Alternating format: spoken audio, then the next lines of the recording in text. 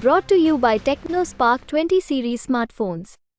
રાજકોટમાં દીકરીઓના સન્માનને ઠેસ પહોંચાડનારા નેતાઓને હથિયાર હેઠા મુકાવવા માટે અપેક્ષિત છે. જો એ હથિયાર હેઠા નહીં મૂકે તો નવીન મહાભારતના મેદાનમાં એ ગીતાનો સાર સાંભળવા તમારો આ કાર્યકર્તા તૈયાર હશે એટલો મેં વિશ્વાસ. જો રાજકોટમાં ભારતીય જનતા પાર્ટી એનું જે અભિમાન છે કે અમે ઉમેદવાર ન જ બદલાવીએ, એ જો એનું અભિમાન ચાલુ રહેશે તો પરેશભાઈ ધાનાણી રાજકોટમાંથી લડશે. આ વાત અમે નક્કી કરીને અહીંથી જઈ રહ્યા છીએ. અત્યાર સુધી જે પરેશ ધાનાણી એમ કહેતા હતા કે તેઓ આ વખતની લોકસભા ચૂંટણીમાં મેદાનમાં નહીં ઉતરે, તે પરેશ ધાનાણીને મનાવવા માટે કોંગ્રેસના 50 જેટલા કાર્યકર્તાઓ અને પૂર્વ ધારાસભ્ય એવા લલિત કગથરા છે તે અમરેલી પરેશ ધાનાણીના ઘરે પહોંચ્યા હતા. અહીં પરેશ ધાનાણી સાથે મુલાકાત કરી અને તમામ નેતાઓએ પરેશ ધાનાણીને મનાવવાના પ્રયાસ કર્યા, જેમાં આખરે એવી વાત નક્કી થઈ કે જો રાજકોટ લોકસભા બેઠક પરથી પરસોત્તમ રૂપાલા જ ચૂંટણી લડે છે તો કોંગ્રેસ તરફથી પરેશ ધાનાણી છે તે મેદાનમાં ઉતરશે. અને આ વાત ખુદ લલિત કગથરાએ કરી અને તેમના કહ્યા બાદ આ વાતનો સ્વીકાર કરતા પરેશ ધાનાણીએ પણ આ મુદ્દે સ્પષ્ટતા કરી હતી. પરેશ ધાનાણી અને લલિત કગથરા આ બંને નેતાઓએ અમરેલી ખાતે એક પત્રકાર પરિષદનું પણ આયોજન કર્યું હતું. તેના બાદ અને આ પત્રકાર પરિષદમાં પરેશ ધાનાણીએ ભારતીય જનતા પાર્ટી પર અને સાથે સાથે ભાજપના કેટલાય નેતાઓ પર નિશાન સાધ્યું હતું. શું કહ્યું હતું પરેશ ધાનાણી અને સાથે સાથે લલિત કગથરાએ તે સાંભળો. 15 દિવસ સુધી આ લડાઈ લડનારી દીકરીઓ આજે પણ રણચંડી બનીને જજુમી રહી છે અને ભારતીય જનતા પાર્ટીનું મોવડી મંડળ ધૃતરાષ્ટ્ર બનીને મહાભારતના મંડાણ થાય એવી અપેક્ષાએ મૂંગા મૂઢે આ સ્થિતિને શું કામે નિહાળી એ સમગ્ર ગુજરાતનો સવાલ છે. મારી બહેનો, તકલીફ પડે તો 15 પૈસાનું પોસ્ટકાર્ડ લખજો એવી વાત કરનારા લોકો આજ 15 દિવસ સુધી દેશની દીકરીઓ દામન ઉપર લાગેલા દાગને ભૂસવા પ્રયાસ કરે.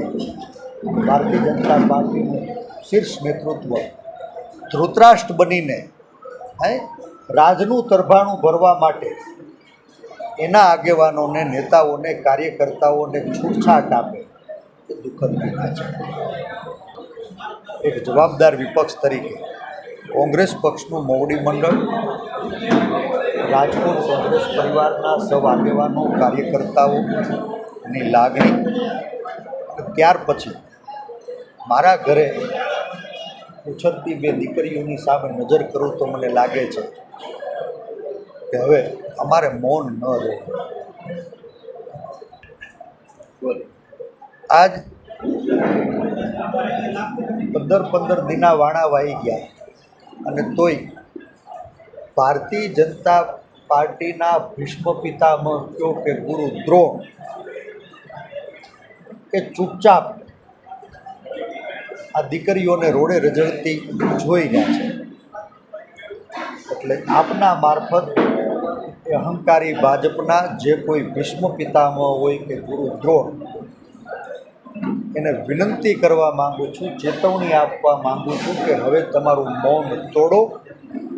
હવે જો તમે ચૂપ રહેશો ને તો નવીન મહાભારતના મંડાણ જરૂર થવાના છે. નવીન મહાભારતના જ્યારે મંડાણ થાય, નવીન મહાભારતના જો મંડાણ થાય તો મને સંપૂર્ણ વિશ્વાસ છે કે સહસ્ત્ર કોટી સૈન્ય ભલે કૌરવોના પક્ષે આવ્યું, નીતિ, ધર્મ અને સત્યનો વિજય થયો હતો.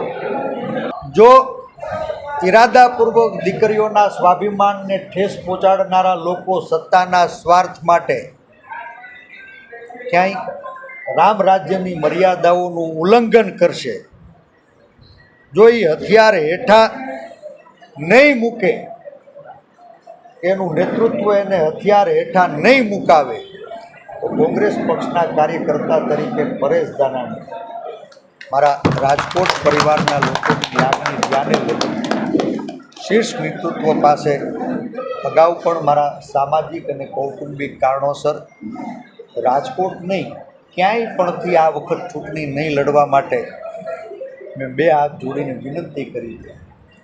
મારું નેતૃત્વ એણે ખૂબ પ્રેમ આપ્યો છે, ખૂબ ભરોસો મૂક્યો છે અને આજે પણ એક જવાબદાર વિપક્ષ તરીકે ભારતીય જનતા પાર્ટીનું નેતૃત્વ વહેલી તકે રાજકોટમાં દીકરીઓના સન્માનને ઠેસ પહોંચાડનારા નેતાઓને હથિયાર હેઠા મુકાવવા માટે અપેક્ષિત છે.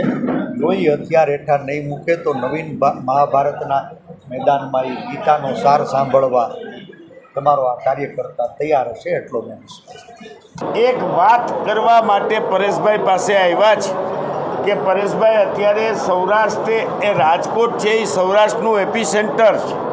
રાજકોટની સંસદીય મત વિસ્તારમાંથી જે ચૂંટણીનો પડઘમ પડે છે એ સમગ્ર સૌરાષ્ટ્રના બધી જ સીટને અસર કરે છે અને કુદરતી કયો કે ભારતીય જનતા પાર્ટીના અભિમાનથી કયો જે વાતાવરણ સર્જાયું છે એ વાતાવરણનો અત્યારે તમામ લોકોનો માંગ એક છે કે માત્ર પરેશભાઈ ધાનાણીને તમે રાજકોટ સંસદીય મત વિસ્તારમાંથી ઉતારો તો આ ચૂંટણીમાં રાજકોટમાં કુંવરજીભાઈ બાવળિયાવાળી કરવી છે એમ બધા કહે. એટલે અમે તમામ કાર્યકરો અહીંયા આવ્યા છીએ અને પરેશભાઈને કહેવા માટે કે પરેશભાઈ જો ભાજપ એનું અભિમાનથી ઉમેદવાર ન બદલાવે તો તમે રાજકોટીય સંસદીય મત વિસ્તારમાંથી ઉમેદવારી કરો. અને અમને આશા અને વિશ્વાસ હતો કે પરેશભાઈ આટલા કાર્યકરોની લાગણી દુભાવશે નહીં. અને તમારી વચ્ચે સુખદ કહું છું કે મેં તમને કીધું એમ જો રાજકોટમાં ભારતીય જનતા પાર્ટી એનું જે અભિમાન છે કે અમે ઉમેદવાર ન જ બદલાવીએ, કોઈ પણ સમાજ ગમે તેટલો લડે, કોઈ પણ બહેનો માતાઓ ગમે તે રોડ ઉપર આવે તો પણ અમારી વાત નહીં બદલે, એ જો એનું અભિમાન ચાલુ રહેશે તો પરેશભાઈ ધાનાણી રાજકોટમાંથી લડશે ને લડશે. આ વાત અમે નક્કી કરીને અહીંથી જઈ રહ્યા છીએ.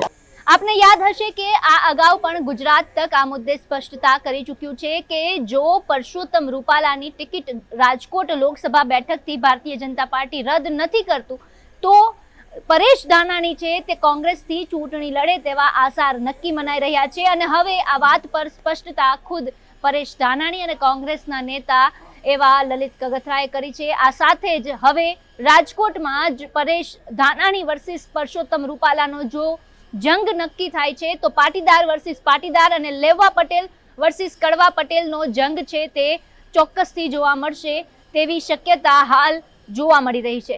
આપનું શું માનવું છે સમગ્ર મુદ્દાને લઈને અમને કોમેન્ટ બોક્સમાં જણાવજો. સાથે જ આ વિડીયોને લાઇક, શેર અને અમારી ચેનલને સબસ્ક્રાઇબ કરવાનું ભૂલશો નહીં. ફરી મળીશું નવા વિડીયો સાથે. નમસ્કાર.